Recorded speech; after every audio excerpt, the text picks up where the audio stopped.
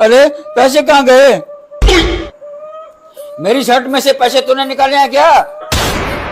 मैं क्यों निकाल लूंगी? अब यही काम रह गया मेरे को, जो तुम्हारे कपड़े में से मैं पैसे निकाल लूंगी। अच्छा गुस्सा क्यों हो रही है? मैं तो पूछ रहा हूँ बस। अरे आज फिर 500 रुपया कम है, देखा क्या तूने? रोज रोज मेरे से क्यों पूछते हो? मैं चोर हूँ क्या जो अपने ही घर में मैं चोरी करूंगी? दिमाग खराब करने फालतू का।